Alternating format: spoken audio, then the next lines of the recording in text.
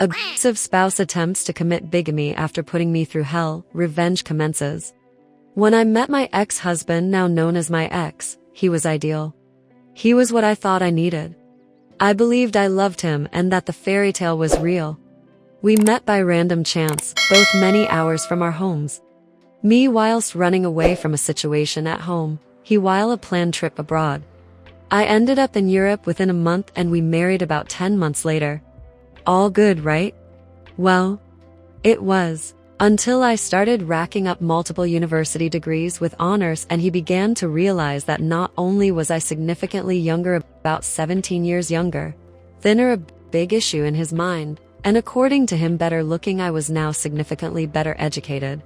He was always a bit insecure, but the degrees seemed to really push him over the edge. While I was waiting for my spousal visa, things were falling apart. We both kind of gave up but decided to save our relationship. I moved in and found that nothing he had promised to prepare had happened. The home situation was a mess. We were living with his quite elderly widower father and he was meant to be taking care of him and the household. None of this was happening. Instead, both my ex and his disgusting sister, now known as Sil, were essentially living as leeches off of their 80-something father. I tried to make things work. But within a week and a half of me landing, he threw an iPad at my head and punched the wall next to my head while screaming that he could have me deported at will. Okay. Well, fine. I made a promise. I kept trying. It got worse. I took months of emotional abuse, insults, threats, cursing, and everything else short of him actually laying hands on me. 6 months later, my ex randomly disappeared for 2 weeks to visit Seattle without mentioning it to me. I left. I started over with nothing much to my name but a job and a bit of money. Thousands of kilometers from anyone I knew. He expected me to run home. I didn't falter. I blossomed.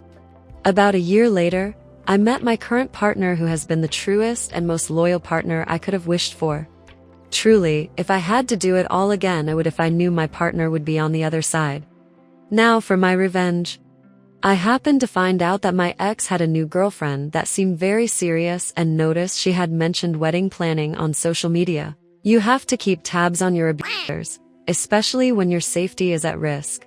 Now, she's welcome to him. The only issue is, due to draconian divorce laws in my current country, we were not divorced yet.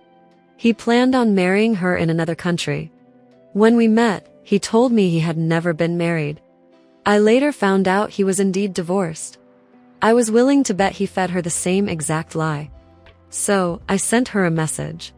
My suspicions were confirmed. He told her he had never been married. I was wife number 2. She didn't want to believe it until I sent her a photo of our marriage license as well as a few wedding photos. I did feel really badly about doing that to her because I could tell how hurt she was, but I knew it was better for her to know the truth than to inadvertently marry him the next month in Seattle as they had planned. She had children. She had a violent ex-husband. She and I actually ended the conversation on a positive note with her thanking me apologizing and explaining why I felt I had to tell her. And then the fallout. My phone started blowing the f up. Unknown number. In the evening. Wonder who that might be. I was out enjoying a lovely dinner with my partner and answered a call on speaker. In came the usual threats to my person and security, blah blah blah. I could only laugh. He didn't know where I was, nor was he getting past my partner. I could finally relax knowing I was safe, after months of night terrors. And then, I have lost the love of my life because of you. She has left me and thrown all of my things out of her home. People, I lost it. I could not stop laughing. It was poetic. He sent a similar email to my mother laced with blatant lies about me as if she didn't know the play-by-play as it was happening and as if she'd believe a word he had to say anyway. After I got done laughing, I hung up on him and had my number changed. Then, I remembered his sister Sil was living at the same home.